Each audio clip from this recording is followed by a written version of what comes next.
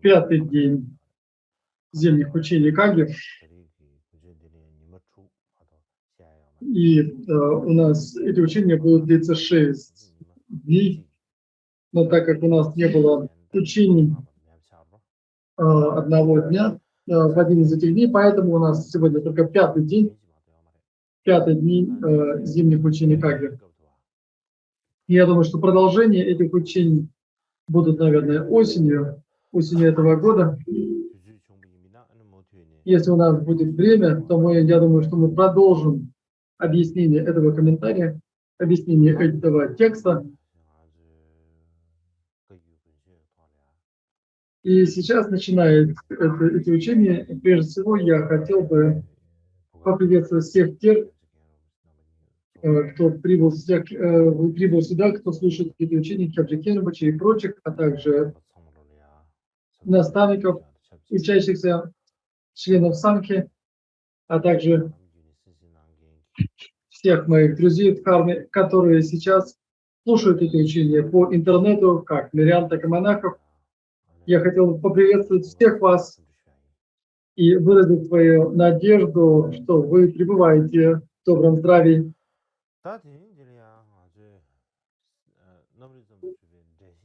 Сегодня мы будем говорить с вами о введении к объяснению трактата, доказывающему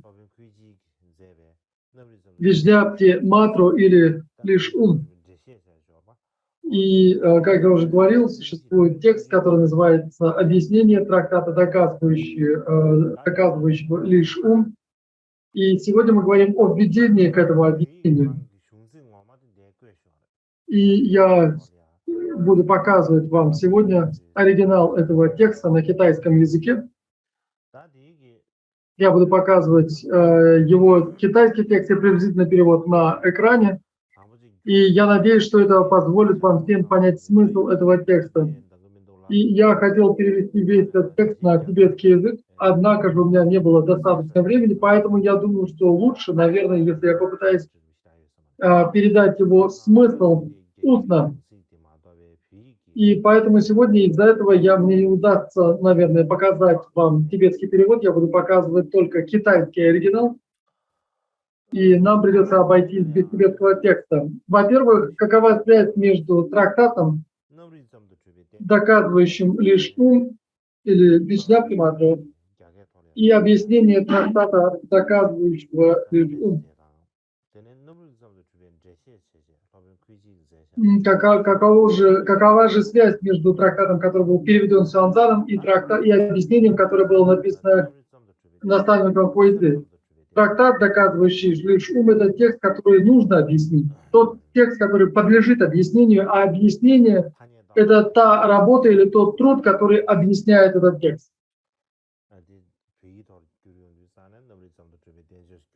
И когда мы переводим это на тибетский, мы можем перевести этот текст как объяснение трактата, доказывающего лишь ум, или объяснение трактата Читтаматры, доказывающего Читтаматры и так далее. Когда же мы говорим об объяснении, это то, что объясняет этот текст. И сам текст трактата, доказывающего лишь ум, он является, в свою очередь, комментарием. Он является комментарием на 30 строк, написанных Васубанху.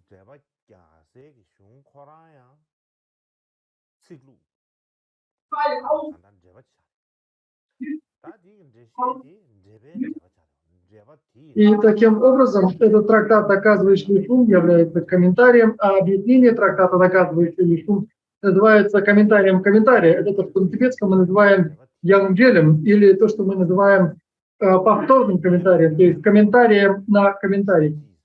И в китайском мы используем слово, которое звучит шу-ци. И шу – это разъяснение или толкование, то есть то, что скрывает или интерпретирует значение трактата или работы. То есть таким образом это своего рода записи, которые кто-то сделал ранее, когда услышал объяснение от своего учителя и так далее. Второе же слово «ци» – это записки или заметки. И когда мы говорим о заметках или записках, это те записки, которые мы делаем для того, чтобы не забыть то, что нам объясняли. Когда человек может забыть или потерять значение, которое он услышал. Поэтому причина, по которой объяснение трактата, доказывающего лишь ум, называется объяснением, заключается в том, что эта работа была написана на основе всего, чему учил Сюаньцзань.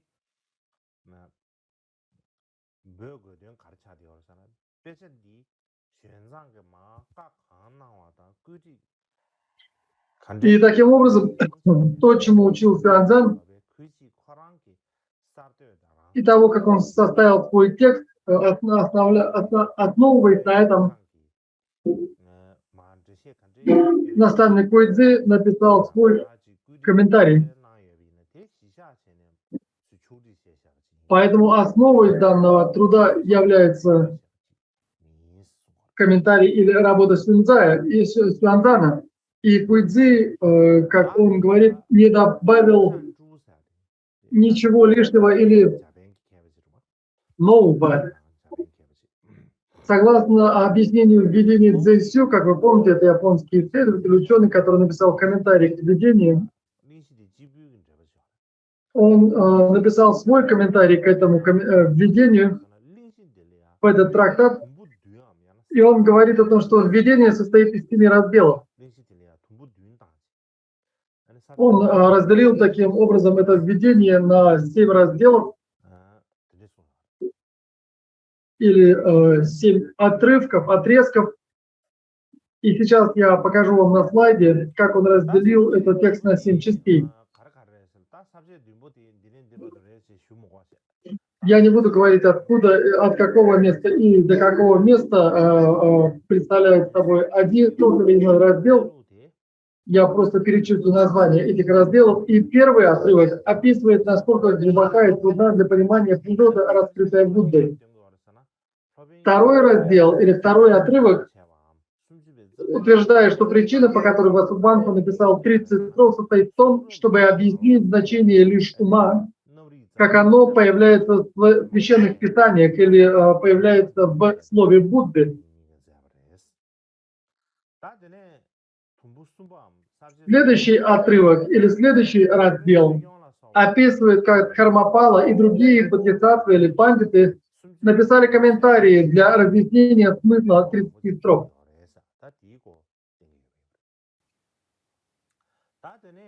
Следующий, четвертый отрывок или четвертый раздел описывает ошибки в переводе писаний, сделанных до Сюаньцзана.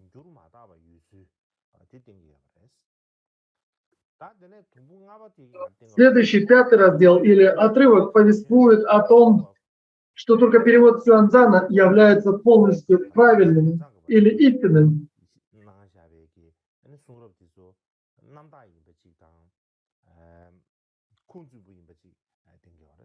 Таким образом, указывается на то, что переводы этого периода являются авторитетными и верными. И далее шестой отрывок объясняет значение названия трактата, доказывающего лишь ум.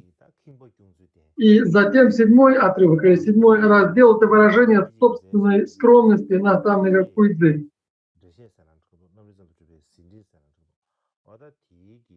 И, как я уже говорил, эта работа наставника Куйцзы имеет введение, и это введение разделено на 7 отрывков или на 7 разделов. Как я уже говорил, оно разделено на 7 отрывков или 7 разделов, и я буду следовать этому разделению на 7 разделов в своем объяснении. Сегодня мы будем говорить о первом отрывке из введения. Первый отрывок или первый раздел. Об остальных разделах я буду говорить позднее, наверное, буду говорить о них уже осенью. И поэтому давайте сейчас рассмотрим первый из этих отрывков или разделов.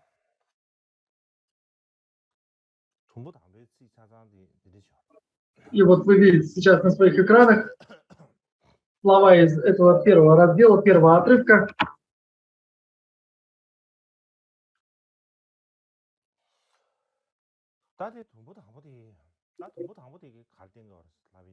И что же, о чем же повествует этот первый отрывок? Основная мысль этого первого отрывка состоит в том, что описание природы, которое открыл Будда, является глубоким и трудным для понимания.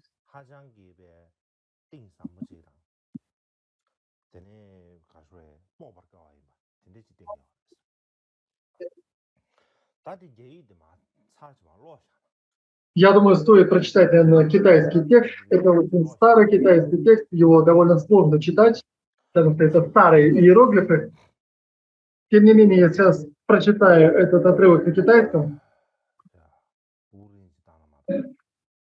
И здесь мне необходим глубокий вздох.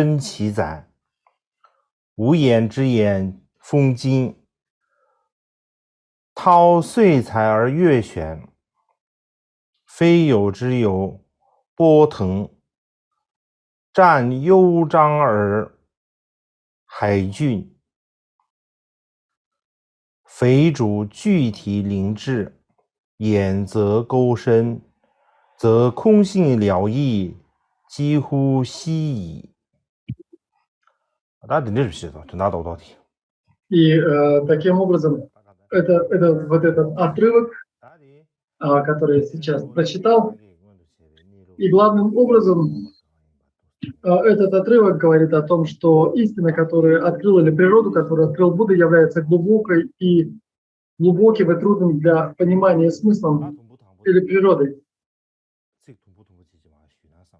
И я думаю, что сейчас мы прочитаем, я объясню отрывки этого текста, части этого текста, так что они стали понятными для вас.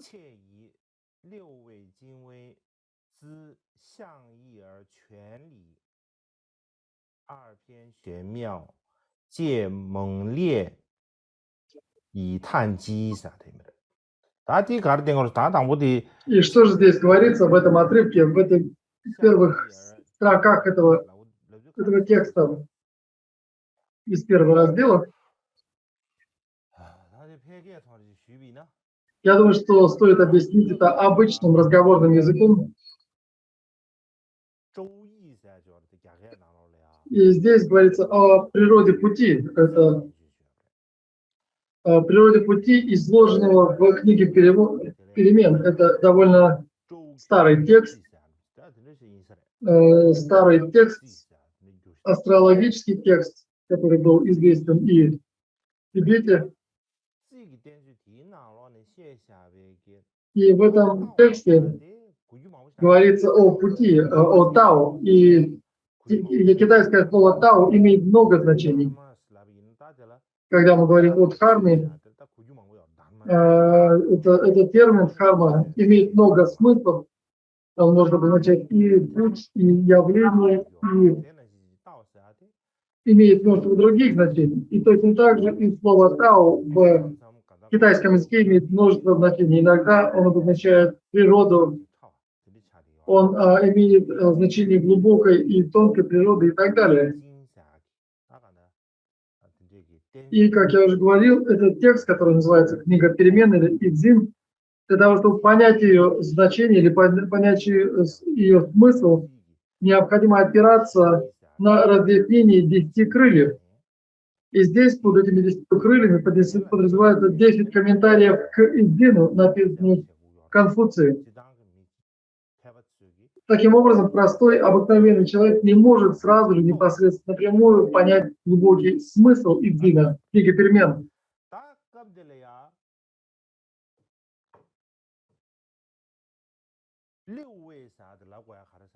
И здесь использовано слово «лювей», 6 книг. или 6 гексаграмм, точнее. И в китайской астрологии, которая используется в Тибете, мы используем термин парка. Это те же самые гексаграммы, которые используются для обозначения в книге перемен. И согласно Линтаю, который проживал в период династии Тан,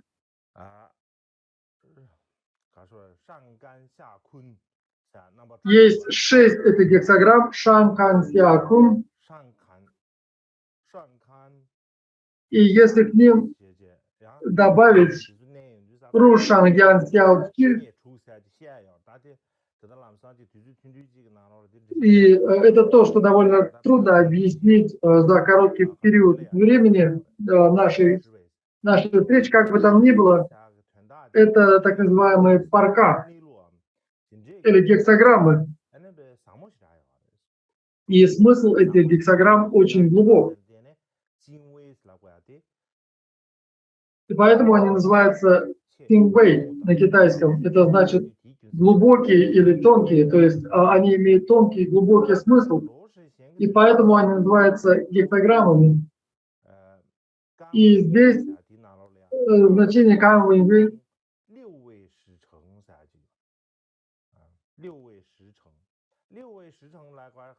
И эти 6 ключевых моментов, они являются основой для всех явлений в начале, середине и конце. И таким образом они проходят через эти 6 последовательностей. И по этой причине они называются 6 ключевых моментов. Как бы там ни было, когда мы говорим о Лиу Вэй или о 6 ключевых моментах, под ними подразумевается в Идзине, эти слова не используются. Однако же смысл этого термина, смысл этих 6 гексаграмм, он раскрывается в комментарии, и из этого мы понимаем, что подразумевается под этими гексаграммами, заключенными в Идзине, в книге перемен.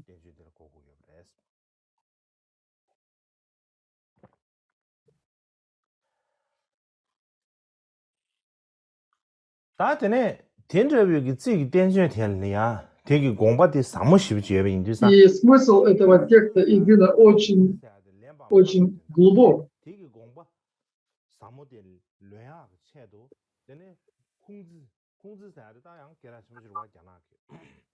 И здесь слово, которое использовалось для обозначения, китайское слово «цзэ» обозначает взятие или принятие. Говорят, что Конфуций написал 10 крыльев, чтобы объяснить значение книги перемен.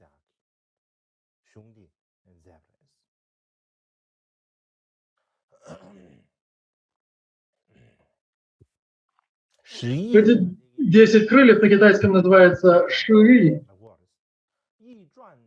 И также эти 10 крыльев по-другому называются ичуань.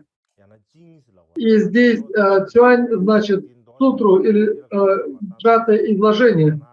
И когда мы говорим сутра, здесь в данном случае это не слово Будды, а по всей видимости здесь цюань могло бы обозначать краткое или сжатое изложение. Поэтому, когда мы говорим об Идзине, это астрологический текст, который содержит ицуань.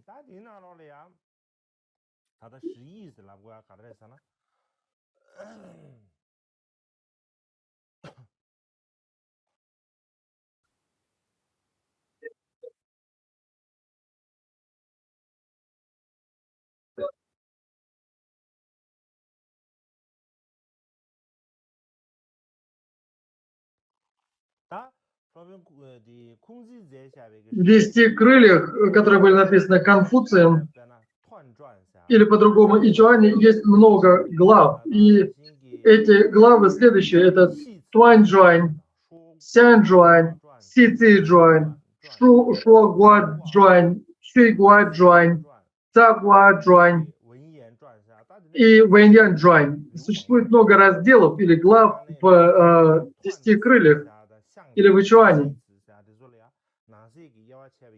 И это комментарий к суждению, общий образ, комментарий к добавлению фраз, объяснение триграмм, последовательность гексограмм, избранные или разные гексограммы и комментарий к словам. Таким образом, среди них 3 разделены на 2 части, и так получается всего 12 глав.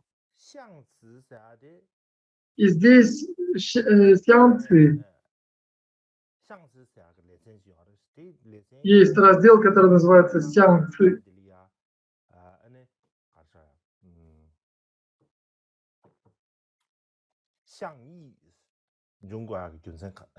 И почему эти 10 комментариев называют 10 крыльев? Потому что здесь слово «тян» читается как «крыло».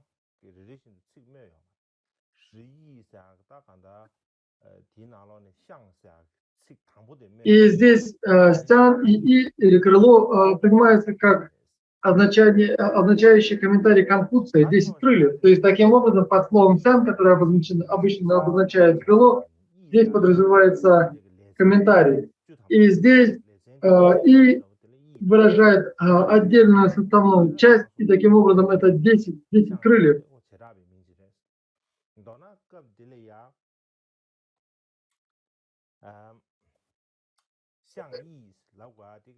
Когда мы говорим «сян и», здесь подразумевается 10 комментариев, которые известны как сочинение Кунцзы или Конфуция.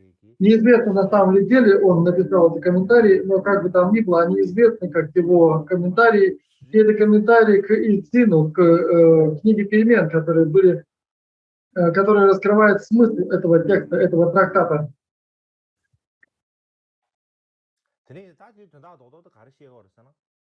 И если подвести итог, вкратце сказать, смысл этого текста довольно трудно понять. И поэтому великие известные астрологи или ученые прошлых времен в Китае, они изучали эту астрологию, и они изучали китайскую астрологию, которая объясняет явления. И среди этих текстов самым известным был Чао И, и они были переведены на тибетский язык. И по всей видимости, если мы просто прочитаем слова этого текста, мы не сможем понять его глубокий смысл. Поэтому мы говорим о том, что этот текст обладает очень тонким и глубоким смыслом. Для того, чтобы постичь этот глубокий и тонкий смысл, необходимо опираться на комментарии, потому что обыкновенный человек не может постичь смысл этого трактата. И в Китае был известный философ и ученый Конфуций, которого по-тибетски называют Кунцзы Чуги Гялбу, Кунцзы магический царь. И для того, чтобы объяснить этот смысл этого трактата Идзин или книги перемен людям, он написал свои комментарии, так называемые 10 крыльев или 10 комментариев к этому тексту. Затем я перехожу ко второму четверостишию.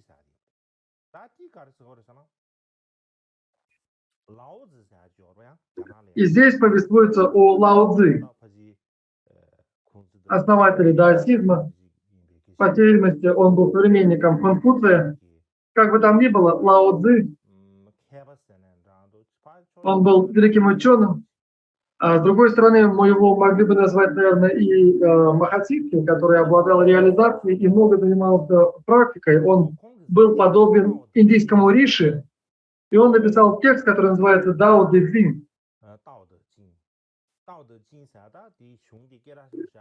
Дао Дэ Цзин — это очень известный текст, который был переведен на множество различных языков. И в поздний период времени этот текст был несколько раз переведен на тибетский язык. Существует несколько переводов этого текста на тибетский язык. Текст Дао Дэ Цзин чрезвычайно трудно понять, и его скрытое значение необходимо искать в объяснениях Джунцы, Лэцзи и других. Это старый философский текст, прославленный текст, и он состоит из 2 глав. И он называется RPN, или две главы, то есть это текст, состоящий из двух глав. И Дао Дэ Цзин, смысл этого текста очень глубок. И по этой причине, для того, чтобы раскрыть смысл этого текста, необходимо опираться на работы таких известных ученых, как Джунцзы и Лэцзы. Потому что по-другому мы не можем понять смысл этого текста Дао Дэ Цзина, написанного Лао Цзином. Мы не можем понять скрытый смысл этого текста. И теми, кто дал подробный комментарий к этому тексту, являются Джуанцзы и Лэцзы.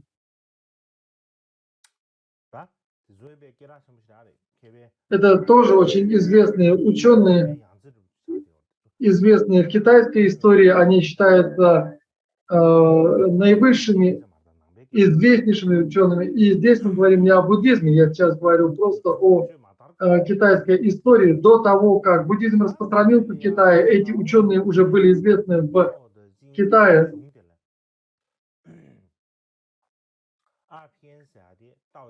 Когда мы говорим о двух главах, по-другому известными как Дао Дэ Цзин, если объяснить смысл этого названия, то Дао объясняет практику. Как я уже говорил, Дао имеет множество значений, но известный ученый Линь Тай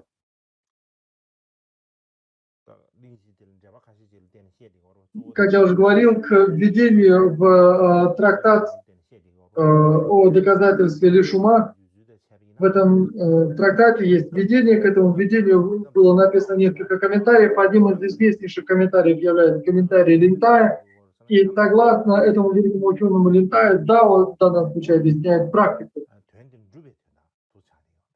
Является проявлением реализации или практикой. Альтернативно, Дао обозначает корень, а Дэ обозначает ветви. Таким образом, Дао Дэ Цзин в этом названии Дао Дэ обозначает корни и ветви. И это позиция Сэньшу, ученого по имени Сэньшу. Поэтому мы говорим, что эти два слова Дао Дэ можно объяснить как имеющие чрезвычайно глубокое значение. Далее следующие слова это Тян Мяо. И Сюань значит глубокий, а Мяо обозначает очень глубокий.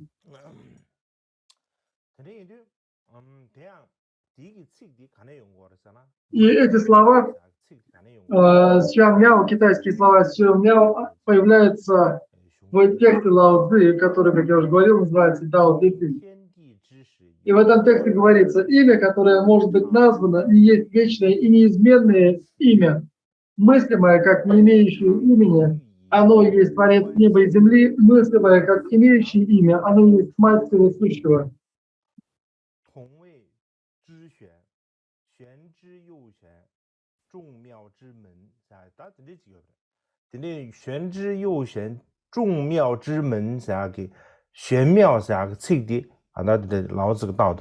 И как я уже говорил, эти слова Сюань Мяо появляются в тексте Лао Цзы и обозначает глубокий и тонкий, или глубокий и очень глубокий.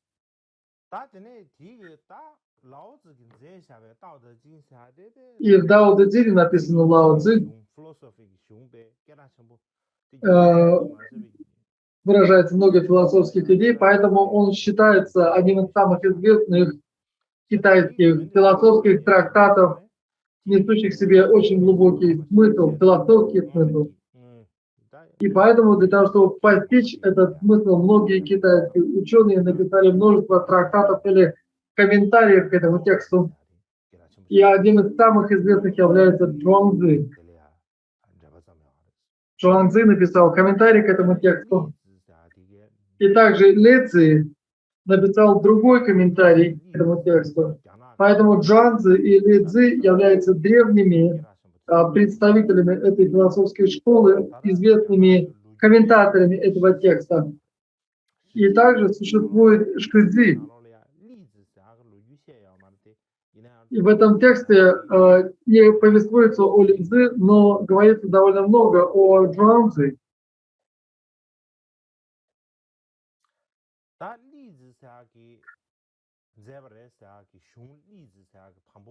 Существует текст Лидзи, одноименный текст, автором которого является Лидзи.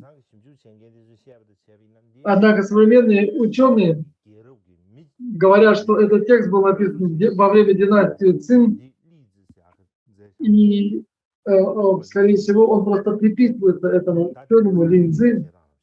И это позднее сочинение, которое не было на самом деле автором которого не является Лидзи. Как бы там ни было, для раскрытия смысла Дао Дэ Цзина там необходимо опираться на смысл таких трактатов, как трактаты, написанные Хуанзи и Лидзи. Смысл этого трактата очень глубокий, и поэтому, как уже говорилось, для постижения этих двух текстов необходимо опираться на комментарии к Конфуции и Лао Цзы, на философские трактаты этих великих наставников и философов. И для прояснения глубокого смысла этих текстов, как уже говорилось, например, Дао Дэ Цзин, нам необходимо опираться на трактаты Чуанзи и Лидзи.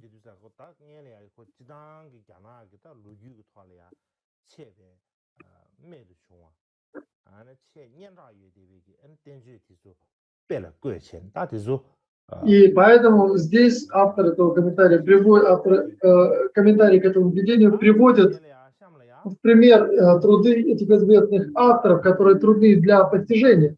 И затем он переходит к следующему разделу.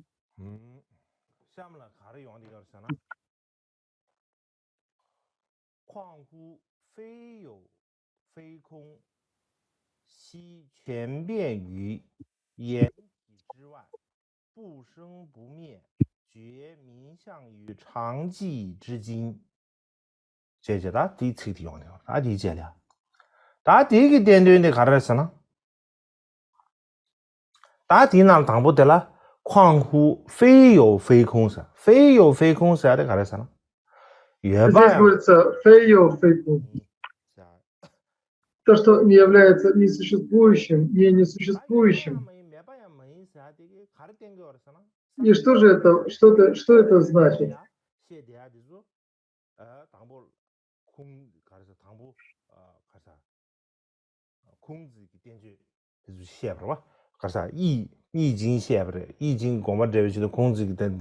И, как уже говорилось, для того, чтобы понять смысл Идзина, необходимо опираться на комментарии Конфуция. Для того, чтобы понять смысл Дао Дэ Цзин, необходимо опираться на комментарии Джуанзи и Лидзи.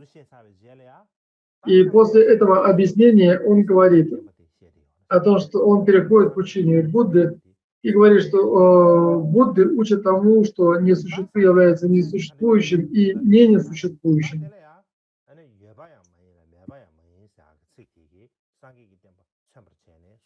И эти слова в данном случае подразумевают учение Будды, несуществующее и не несуществующее. И Линтай, наставник династии Тан, проживающий в период Тан, пишет, что, как правило, и Махаяна, и Хинаяна учат несуществующему, не несуществующему.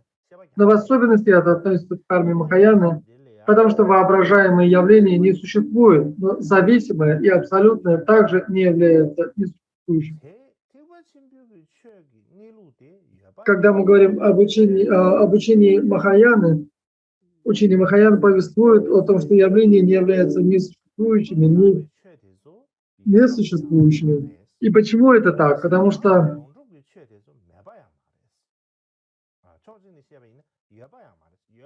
эти вымышленные явления не являются существующими, но в то же время они не являются и несуществующими. И таким образом он говорит, что обусловленные вещи и совершенно установленные вещи являются существующими, а вымышленные вещи или вымышленные явления не являются существующими. И затем Ло Шисянь известный учитель Ло Шисянь пишет, что это выражение «несуществующее, не несуществующее» указывает на абсолютную истину. Когда мы говорим об этом абсолютной истине, наставник Куйцзи говорил о том, что абсолютная истина разделяется на 4 уровня или имеет 4 стадии постижения, и мы не будем сейчас говорить о них подробно. Четвертое, мы говорим только о 4-й стадии. И 4-я стадия, когда мы говорим о абсолютной истине, это абсолютная истина бывает перечисляемой и неперечисляемой. И в данном случае, по всей видимости, это абсолютная неперечисляемая, так сказать, или вышедшая за пределы исчисления абсолютная истина. И поэтому здесь это несуществующее и несуществующее указывает именно на этот вид абсолютной истины. И 4-й уровень, этот 4-й уровень абсолютной истины находится за пределами условностей слов. Он лежит за пределами 2 крайностей умопостроений. И поэтому это абсолютно не является объектом речи, поэтому оно не существует. Так объясняет Ло Шисянь. И поэтому это фэйо фэйфун, то есть несуществующее, не несуществующее.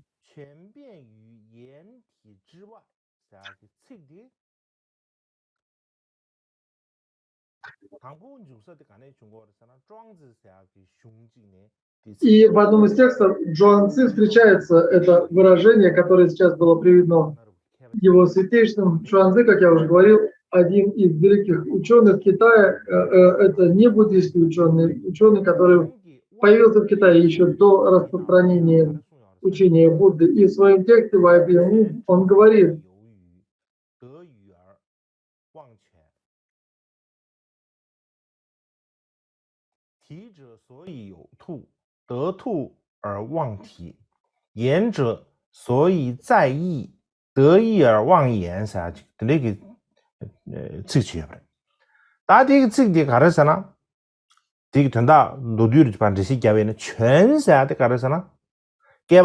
И здесь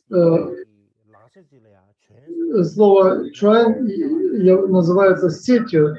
Это определенный инструмент, с помощью которого ловили рыбу. И если мы словили эту рыбу, то чуань уже не требуется. То есть этот инструмент для ловли рыбы не требуется. Для того, чтобы поймать кролика, необходимо использовать необходимо использовать инструмент или ловушку, с помощью которой ловят кролика. После того, как кролик пойман, она больше не нужна. И точно так же, если мы изучаем буддийские трактаты или какие-то комментарии, нам необходим объясненный там смысл. Однако, если мы постигли этот объясненный смысл, то слова, которые объясняют этот смысл, они не имеют больше важности, они больше не нужны. От них можно отказаться, их можно отбросить. Почему? Потому что эти слова, объясняющие смысл, необходимы лишь для того, чтобы объяснить этот смысл. Если же мы постигли смысл, то слова больше не имеют значения.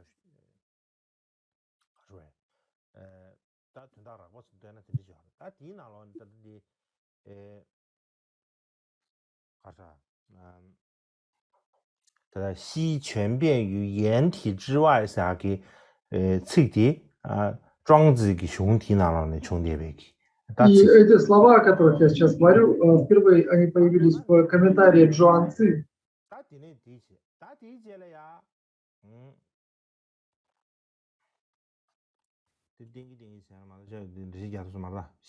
Я думаю, что необходимо показывать этот текст, иначе мне трудно будет его объяснять. И дальше в следующем четверостишье говорится «Пуши Бумье».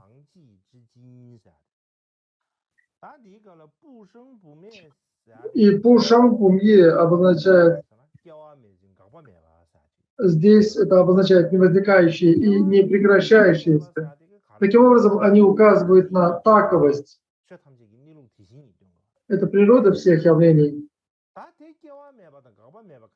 таковость, или то, что мы называем татхатой. И каким же образом? Потому что о таковости нельзя сказать, что это изначально началось с этого или здесь. И поэтому она называется невозникающей. А в конце концов, она никогда не исчерпывается, поэтому ее называют непрекращающейся. И эта таковость не рождается и не прекращается, не имеет ни начала, ни конца.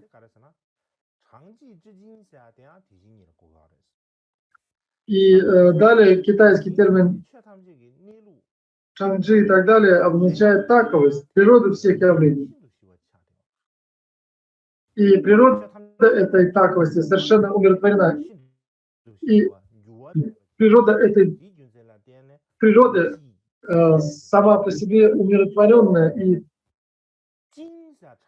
когда мы говорим чин, здесь это указывает на природу всех явлений. Говоря вкратце, невозникающее и не прекращающееся указывает на таковость. Описывает, что такое таковость, таковость тех явлений, указывает, какой природой обладают все эти явления. Говоря вкратце, как я уже говорил прежде, если подвести итог сказанному выше,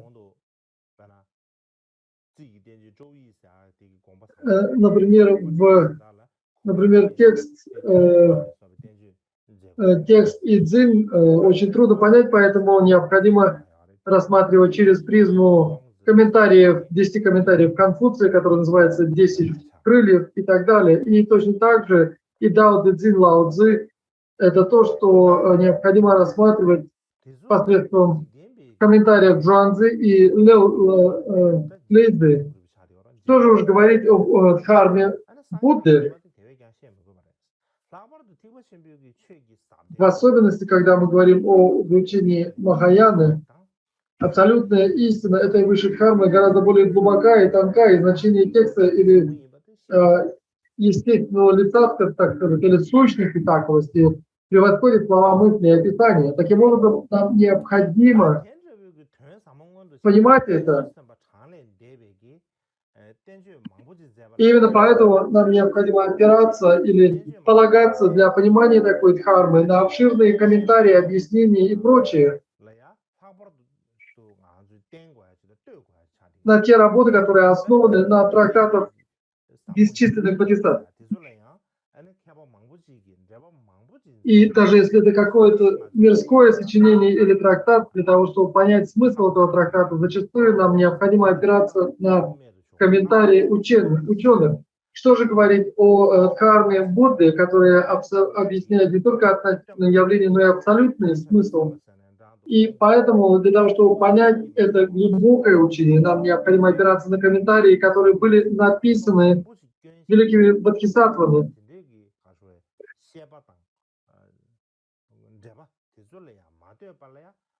Не опираясь, без таких комментариев, сами мы не способны понять глубокий смысл. Лишь опираясь на чтение каких-то комментариев, я думаю, что невозможно постичь глубокий смысл. Необходимо опираться на глубокие разъяснения бесчисленных бодхисаттв.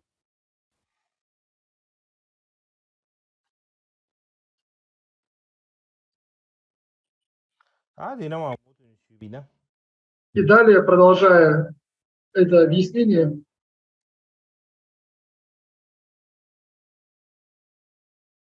сейчас вы видите снова китайский текст на своих экранах. И здесь говорится «джи-джуэ».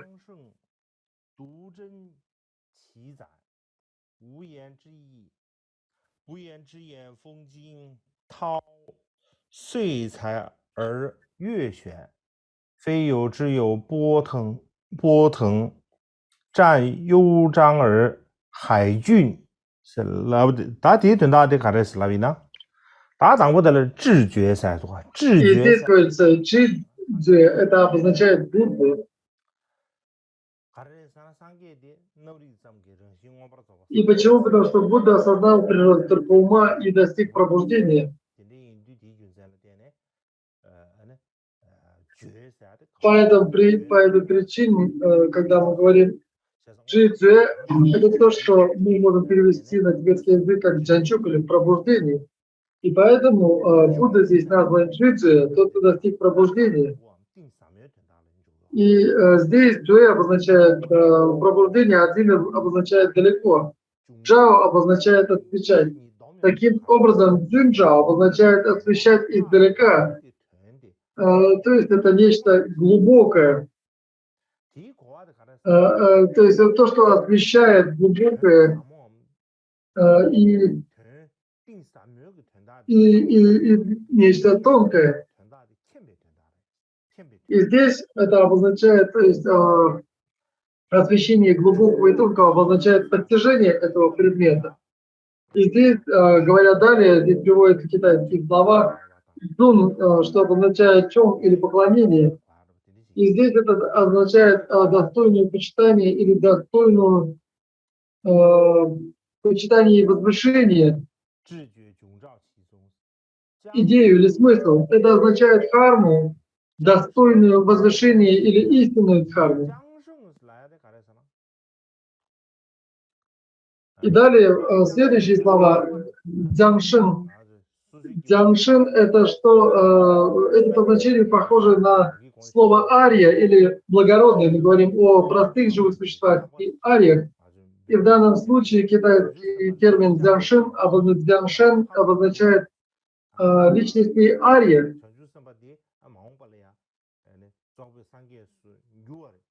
И бодхисаттвы в конечном итоге достигнут полного пробуждения, станут полностью пробужденными Буддами, и поэтому их называют высшими или ариями, или благородными. И таким образом здесь Даншен – это то, что значит становящийся благородным, обозначает бодхисаттву. В аналектах Конфуция Цзигун – это восхваление Конфуция. И там тоже используется это слово «дзяншин». Это здесь подразумевается великая личность, которая была ниспослана богами. И здесь также используется этот термин «дзяншин». И это тот термин, который приводится в аналитике Конфуция. И если приблизительно передать смысл этого отрывка, Будда знает все глубокие и тонкие явления. И бодхисаттвы написали великие комментарии к этому, к слову Будды, тем самым проясняя его. И точно так, как министры помогают царю править своим царством, точно так же и бодхисаттвы проясняют замысел учения Будды. Будды проповедовали свое учение, но для того, чтобы постичь глубокий смысл этого учения, великие ученые и бодхисаттвы написали множество трактатов, которые раскрывают смысл учения Будды. Таким образом, они являются друзьями учения Будды, которые помогают ему.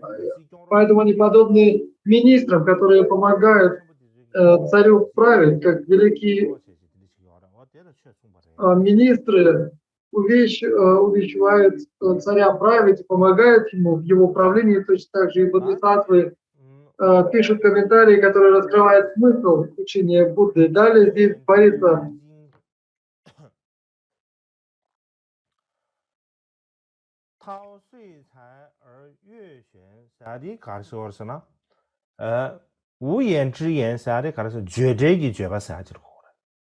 здесь говорится о смысле, который непередаваем. И здесь под этим смыслом, непередаваемым смыслом подразумевается карма Махаяны. Причина в том, что природа срединного пути Махаяны находится за пределами выражения, поэтому она называется невыразимой. Когда мы говорим о природе Мадьямати, здесь мы имеем в виду природу, которая не впадает в две крайности. И поэтому эта природа, то, что находится за пределами выражения. или является невыразимым. И поэтому смысл, имеющий, выходящий за пределы слов или объяснений, это то, что необходимо постигнуть. И в то же время необходимо понимать, что значение этого невыразимого учения должно быть разъяснено словами и трактатами, поэтому он называется йоу-ян, или выражение. С точки зрения перспективы, природа всех явлений выходит за пределы слов и выражений, поэтому Будда и Бодхисаттвы создали слово и трактаты, то есть свои разъяснения и трактаты. Они усердно трудились и лишь иллюстрировали его значение словами. Благодаря этому оно выражает невыразимое.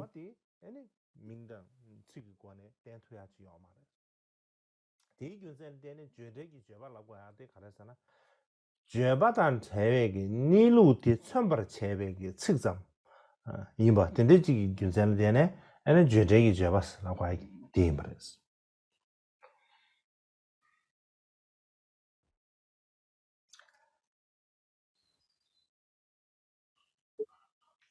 다전에 우연之言风景下的风景是来过的 Дальше говорится фэнцзинь. Фэн обозначает ветер. Синь обозначает пробуждение. И в данном случае это означает, что Будда дает учение, Бодхисаттва пишет трактаты и опирает на слово и трактаты, точно так же, как во время жаркого лета, если поднимается ветер, этот ветерок пробуждает нас ото сна. Точно так же слово Будды, а также трактаты, комментарии Бодхисаттв подобны ветру, который пробуждает живых существ ото сна. Я думаю, что давайте сделаем, наверное, здесь небольшой перерыв на 20 минут.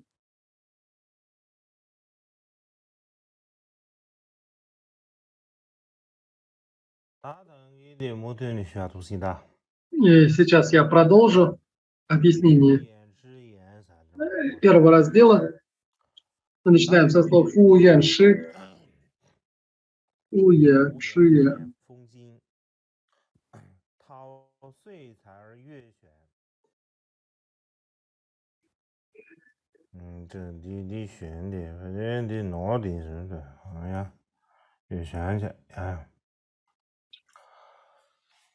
И как я уже говорил,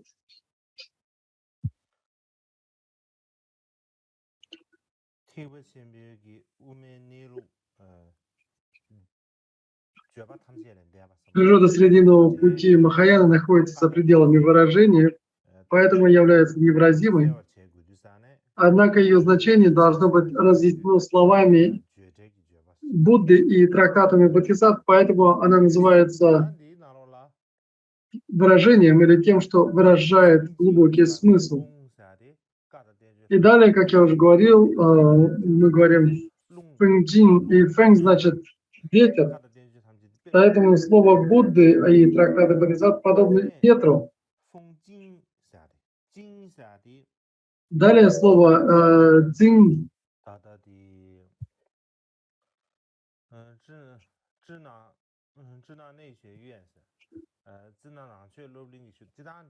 В издании Китайского буддийского института, в их издании существует несколько различных изданий или списков этого текста. В редакции Китайского буддийского института есть слово «цинь». Существует несколько, как я говорил, уже списков, но я пользовался списком этого буддийского института. И в этой редакции, в этом списке здесь стоит слово «цинь», означающее, что Будда учил дхарме. Бодхисаттвы писали трактаты, подобно тому, как ветер пробуждает людей ото сна и нарушает их сон. И точно так же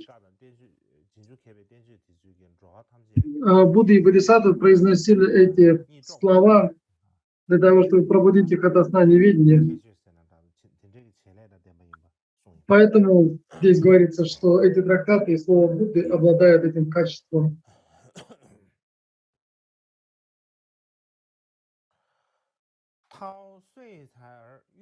Тао Суэй – это следующий отрывок. Тао обозначает скрытый. Суэй или Суй обозначает глубокий. Цай обозначает выражение, слова, которые выражают этот глубокий смысл. Короче говоря, это слово Будды и различных трактатов. И, как я уже говорил, слово Будды и трактаты великих наставников прошлого подобны прохладному ветру, который освежает всех живых существ и пробуждает их ото сна. И в самом деле, когда дует холодный бриз или ветерок, он пробуждает нас ото сна. Кроме того, слова и трактаты превосходны с точки зрения литературных качеств, они как бриз, рассеивающий облака и туман. Чтобы люди могли видеть Луну в небе. И как говорится в этой аналогии, или в этом примере, ветер рассеивает облака и туман. Если небо скрыто за облаками и туманом, то мы не можем увидеть Луну, мы не можем увидеть Луну, находящуюся в небе. И точно так же слово Будды и комментарии Бодхисаттв, они позволяют нам осознать и понять глубокую природу, скрытый смысл глубокой дхармы. По этой причине здесь они уподоблены ветру.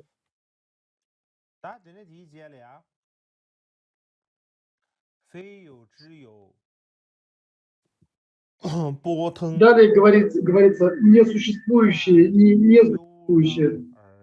Эти слова учат двум истинам. И фейо, чио обозначает несуществующее, несуществующее.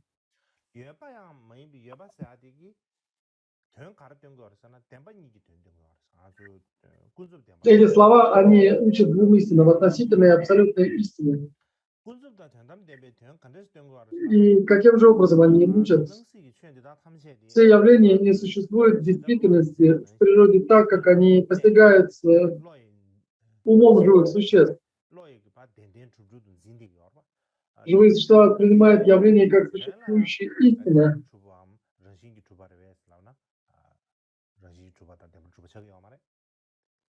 Но они не существуют таким образом, так как они воспринимаются живыми существами.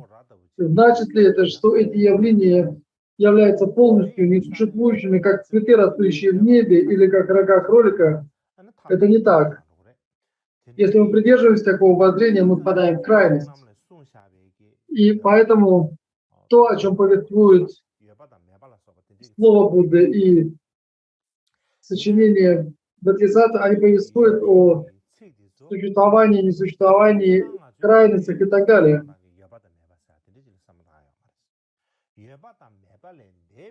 Утверждение, что они категорически существуют или что они категорически не существуют, является точкой зрения, впадающей в крайность. Поэтому существующее и пустое, о которых говорится в словах Будды и трактатах Бодхисаттв, следует понимать как не являющийся существующим, хотя и существующий, и не являющийся несуществующим, хотя и несуществующим.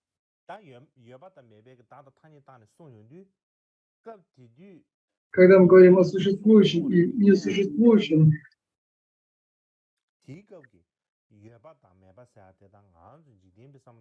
надо понимать, что то, о чем повествуется в трактатах и словах Будды, существующее и несуществующее не идентично, не тождественно существующему и несуществующему в мирском понимании. И поэтому мы здесь говорим, что это существующее, что это является существующим, хотя и не является существующим, хотя и существующий, и не является несуществующим, хотя и несуществующий. И далее здесь говорится, Путин означает текст, объясняющий значение двух истин, и Джан обозначает глубокий и тонкий. Далее Йоуджан означает хороший текст, а Хай или океан или море означает, что таковость подобна океану. И здесь океан является аналогией или примером таковости. Джун это китайское слово, означает глубокий. Это означает, что авторы трактатов написали комментарии и объяснение природы таковости, которая не существует в зависимости от уровня их реализации.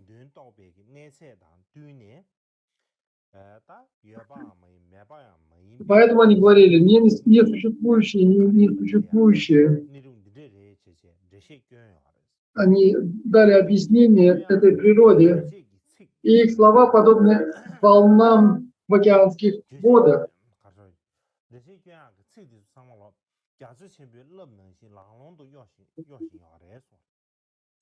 Подобно волнам на поверхности океана, эти слова передают смысл.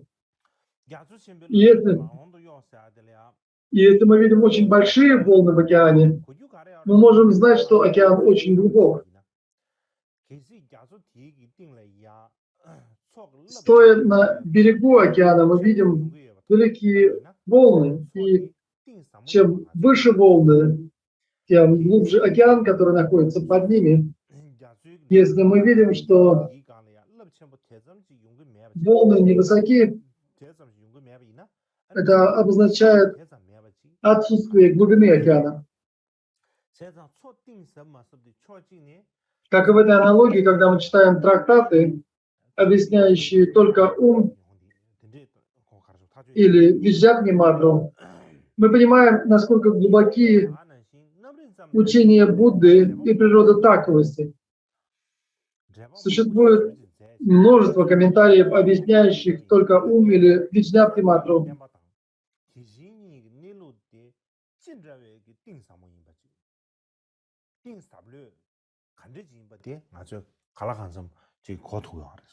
И поэтому, опираясь на эти трактаты, мы можем понять, насколько глубоки учения Будды и природа таковости.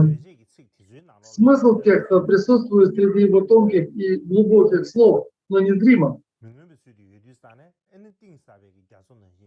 Подобно глубокому океану, эти слова трудно постичь. И если мы не читаем комментарии и объяснения комментаторов, как мы можем осознать природу таковости такой, какова она есть?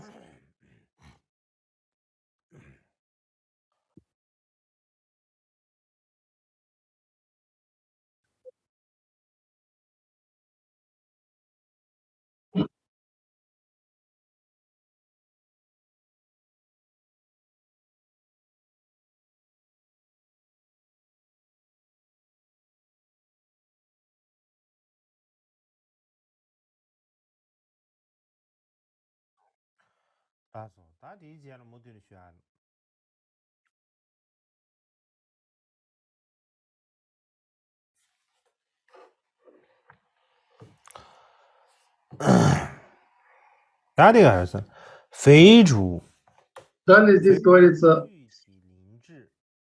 Фэйчу Чутилинджи. Чтобы объяснить этот отрывок, этот пассаж, я объясню его на разговорном языке, доступно.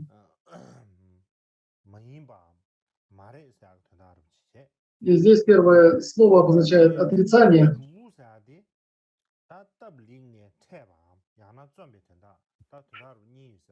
Джу обозначает личности в качестве прибежища и защитника. Также это обозначает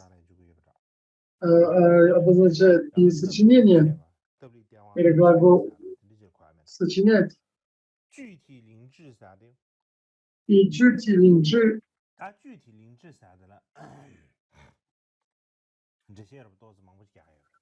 Есть несколько объяснений этим словам, этой фразе. Одно из значений – это Будда.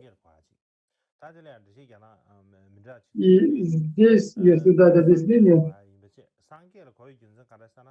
почему это значит Будду, потому что он обладает качествами, множеством качеств, и по этой причине он называется Чути на китайском. Если мы посмотрим на Шанчжу, по всей видимости, в данном случае объясняет Васубанху. Но некоторые говорят, что это также объясняет и Асангу. Как бы там ни было, эти слова, Чунти и так далее, по всей видимости, впервые возникли в тексте Маунцзы.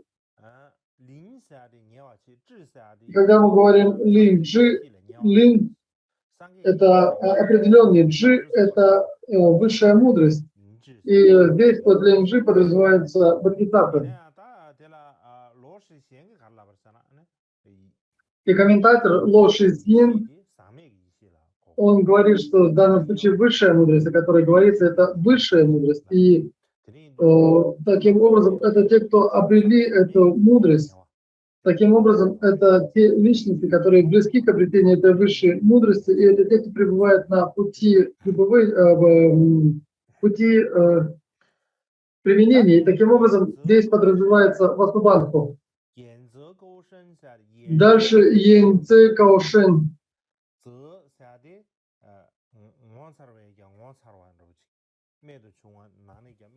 И далее здесь говорится, Линтай утверждает, что Джити Линдзе обозначает Будду и Бодхисаттв, а Ло Шуйсянь утверждает, что это обозначает Асангу и Васубан. Далее здесь говорится, если мы не примем отдельных людей в качестве нашего прибежища и защитника, и если бы они не искали и не обобщали различные глубокие смыслы слов Будды и не питали, не распространяли и не отняли свои трактаты, объясняющие их значение, если бы они не превозгласили самое чудесное из чудесных учений Будды, глубокие дхармы окончательного значения пустоты и только ума были бы на грани исчезновения. И дальше, согласно заметкам Линтая, Джи обозначает суть и тайну, а Си обозначает место, где человек находится в сущности ума. Таким образом, слова Джиху, Ти и это средний путь Махаяны, срединный путь Махаяны, тайна и суть только ума, место отдыха в сущности ума. Согласно Ло Шисяню, фраза Джиху Си и появляется в тексте под названием «Есть и, вероятно, обозначает близость к исчезновению. Карма окончательного значения пустоты близка к исчезновению и близка к потере.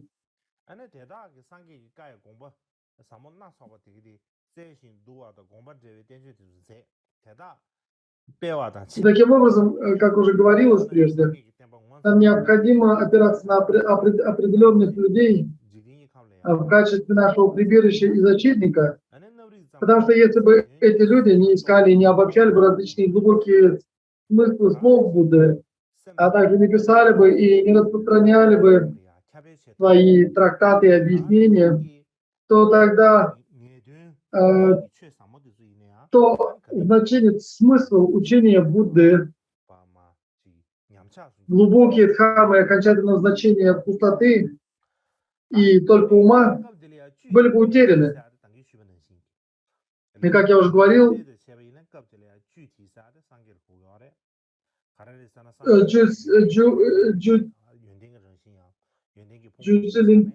Линци обозначает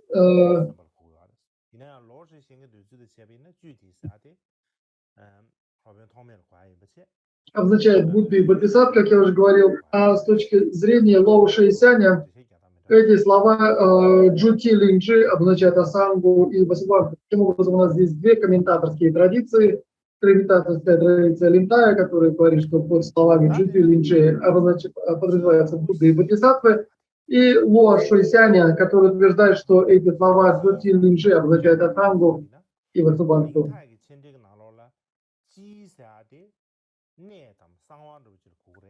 Согласно заметкам Лентая, как я уже говорил, G обозначает суть или тайну, а C обозначает место отдыха, то есть это то место, где человек покоится или отдыхает в природе своего, в сущности своего ума. Таким образом, эти слова Дживустии – это срединный путь Махаяны, тайна и суть только ума, место отдыха в сущности ума. И согласно Лоа Шисяню, эта фраза Дживустии появляется в тексте под названием Нисици. И этот смысл означает близость к исчезновению, то есть карма окончательного значения пустоты, близка к исчезновению и близка к потере.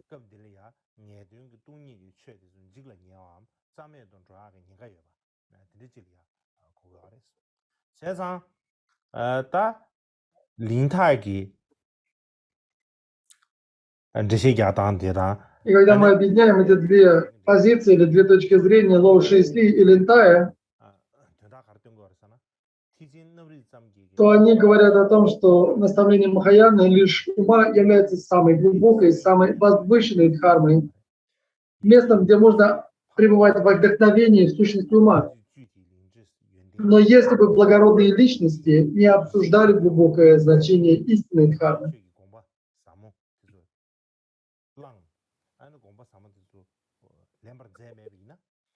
если бы никто, кто мог бы объяснить или превозносить такую глубокую природу, лишь ума не объяснил ее, то тогда никто бы и не знал и не распространял бы это знание.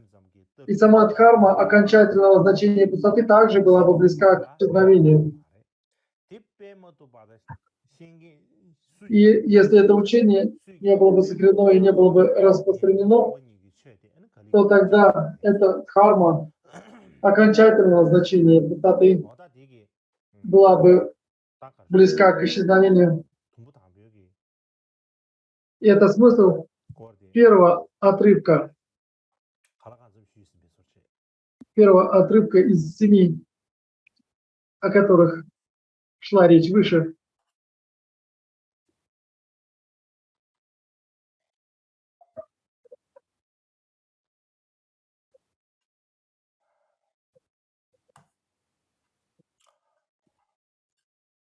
다 양결 타마들이야 가르쳐래. 이 tumbu 당부 되게 죄된 이 양결 지금 널 뒤에 거는 사실 쉬나 sometimes. И я думаю, что стоит подвести итог объяснению первого отрывка и дать здесь краткое содержание этого первого отрывка или первого раздела.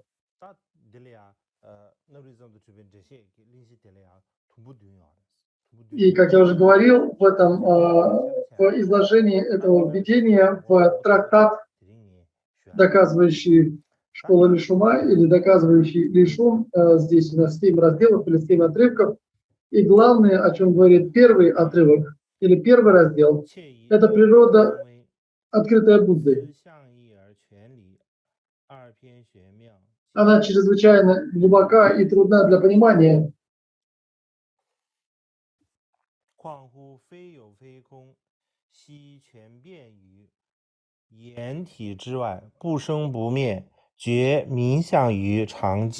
Сейчас Йоскишта Кармапа читает этот отрывок снова на китайском языке. Первый раздел из 7.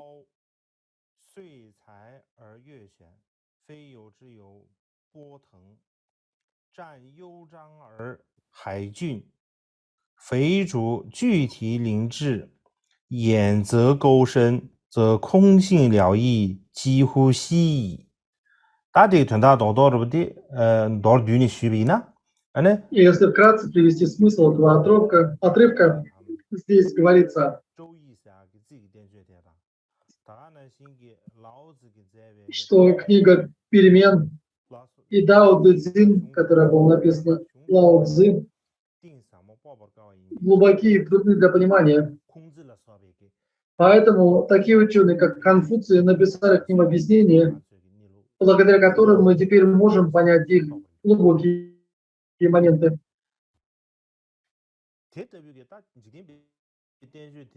Если так трудно понять глубокий смысл мирских трактатов, то что же говорить о дхарме, повествующей о несуществующем, существующем, том, что находится за пределами рождения и прекращения. И поэтому такой из природы дхармы, которая не существует и не существует, не возникает и не прекращается полностью за пределами сферы слов, описаний, атрибутов языка и мысли. Таким образом, бесчисленные бодхисаттвы, ученые, писали трактаты и комментарии. Трактаты Махаяны подобны ветру, они рассеивают облака и туман. И таким образом, долгоживущие, но затемненные глубокие аспекты истинной дхармы подобны луне, сияющей на ясном небе. Все существа освещаются и пробуждаются от сна неведения.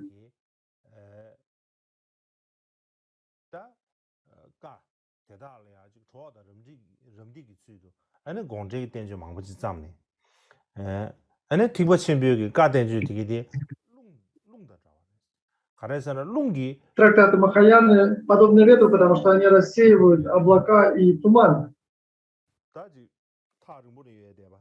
Ветер рассеивает облака и туман, и мы можем видеть Луну.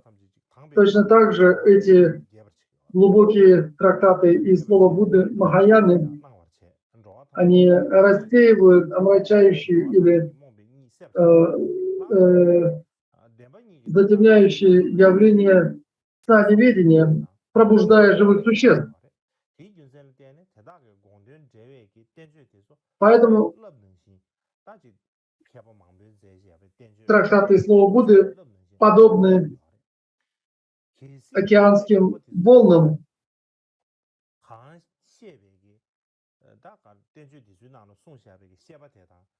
Если объяснение этих трактатов, если мы не опираемся на эти объяснения, то мы не сможем постичь глубокий смысл учения Будды. И поэтому нам необходимо понимать, что эти объяснения возникли лишь благодаря слову Будды, а также комментариям бодхисаттв. И почему это так? Потому что они собрали всю сущность учения Будды, всю сущность объяснений для пребывания в отдохновении в природе сущности ума. Если бы они написали эти трактаты, то тогда мы не смогли бы постичь смысл этого учения, и это учение было бы на грани исчезновения.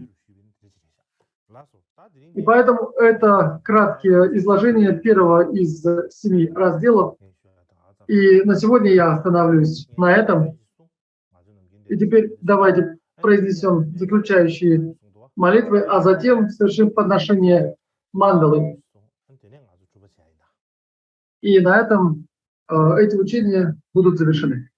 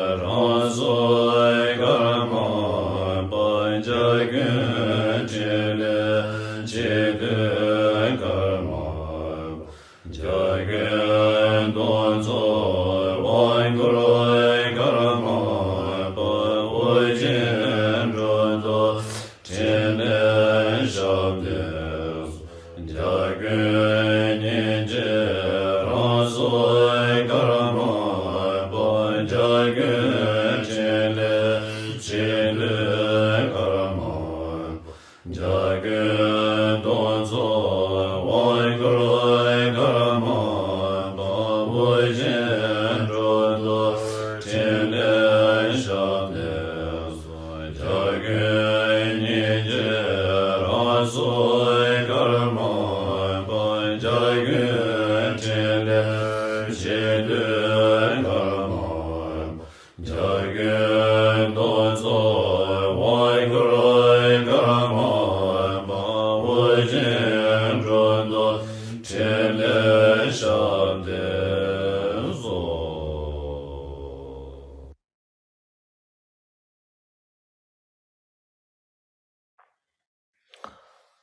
라서다데 면제딩에 돼. Теперь давайте произнесем подношение мандалы. Я произнесу его вместе с вами.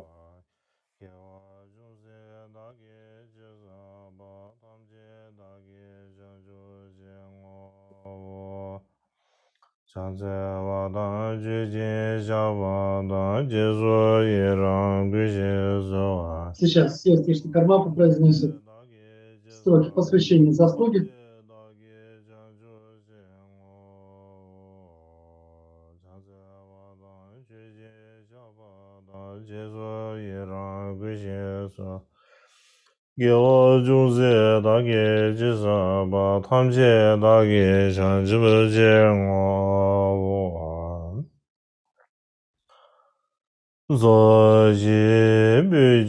Теперь подношение мандалы.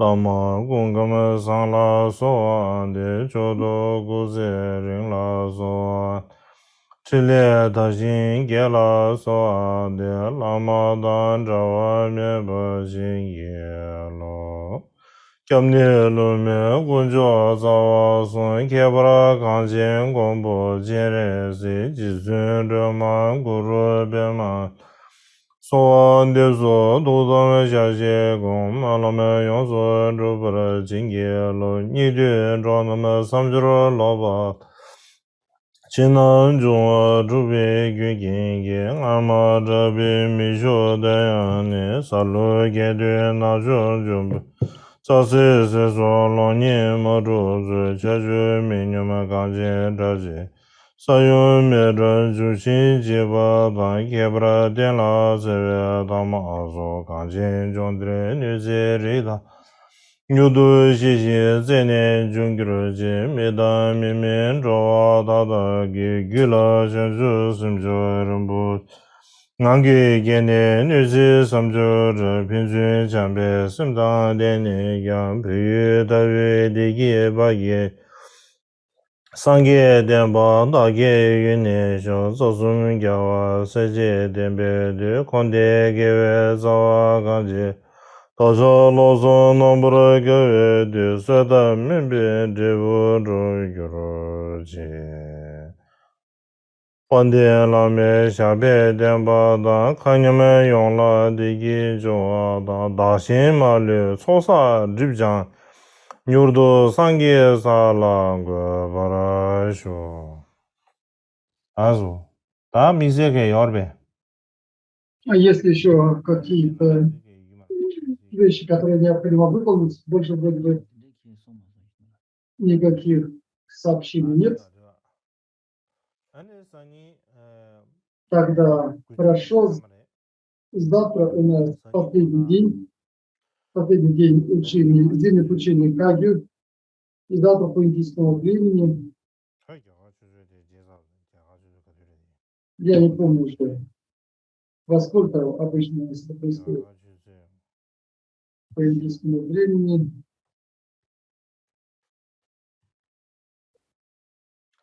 В 4:30.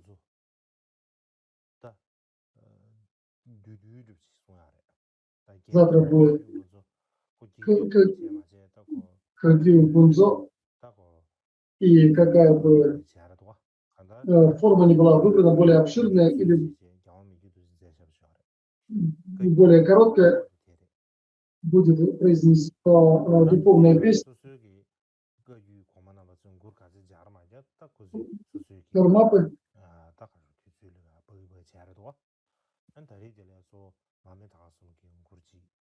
И будет произнесена эта духовная песня традиции Марпы, Нуарапы и Гампопы. И я буду присутствовать на этой церемонии. И, по-моему, я более ничего не забыл, как я уже говорил прежде.